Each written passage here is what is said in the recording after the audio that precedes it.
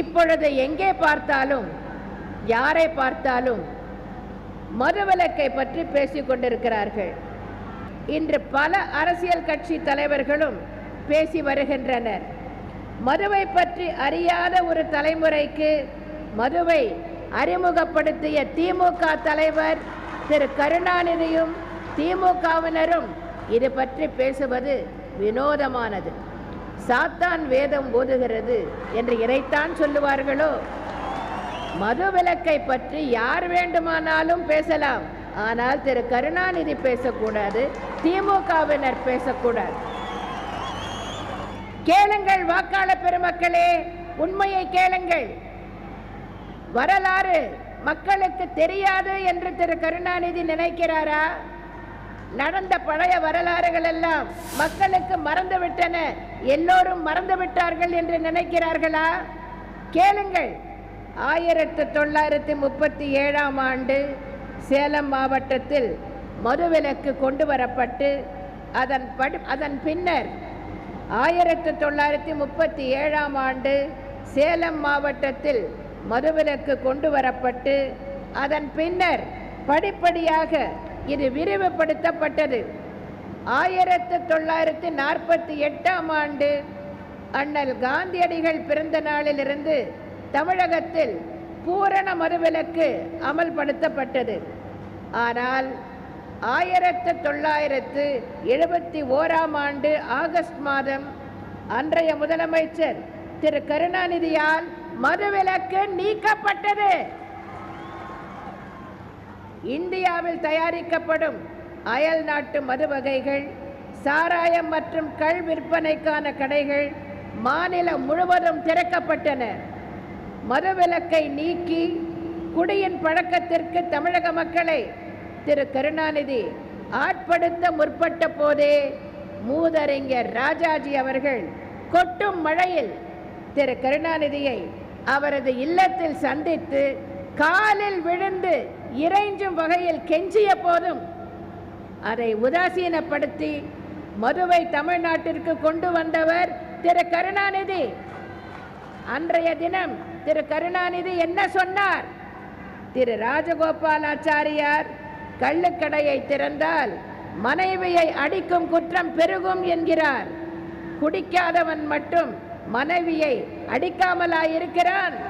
பெருவாரியான குடியர்கள் மனைவியை அடிப்பதில்லை, மற்றோடுதான் குடிக்கிறார்கள் என்று பேராசிரியர் ரத்தினசாமி எம்பி அவர்கள் அப்போது எழுதிய கட்டுரையின் ஒரு பகுதியை மேற்கோள் காட்டி கள்ளுக்கடையை திறக்கும் கொடிய முடிவுக்கு நியாயம் கற்பித்தார் திரு கருணாநிதி.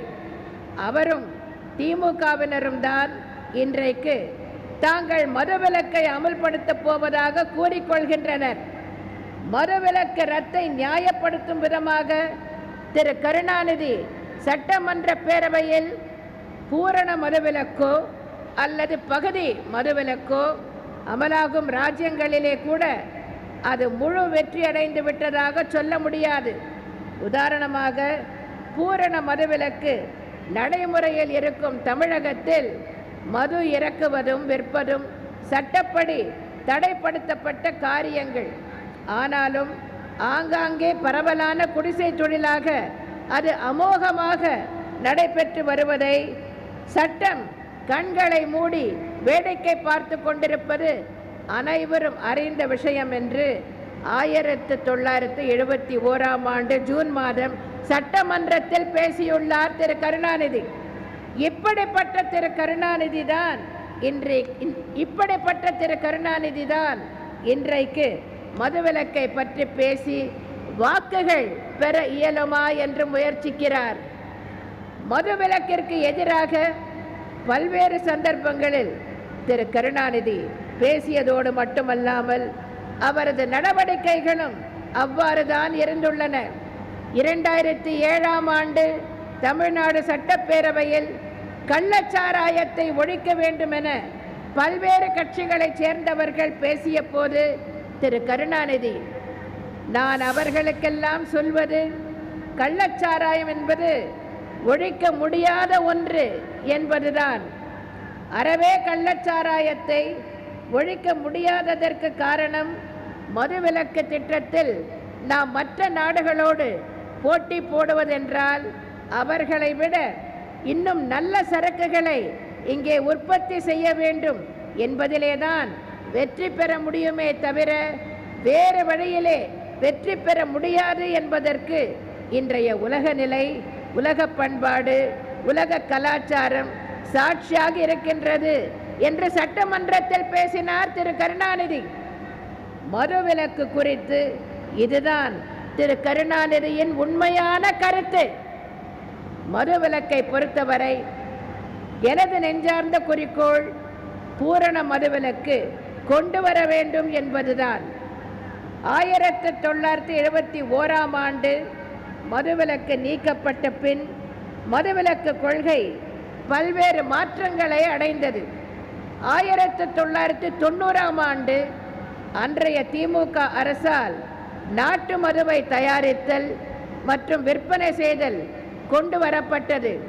ஆனால் 1991ஆம் ஆண்டு நான் ஆட்சி பொறுப்பேற்றவுடன் தமிழக மக்களுக்கு, அதிலும் குறிப்பாக தாய்மார்களுக்கு கொடுத்த வாக்குறுதியை நிறைவேற்றும் வகையில் நான் கையெழுத்திட்ட முதல் கோப்பே இந்த மலிவு விலை மதுவை ஒழிக்கின்ற கோப்புதான்.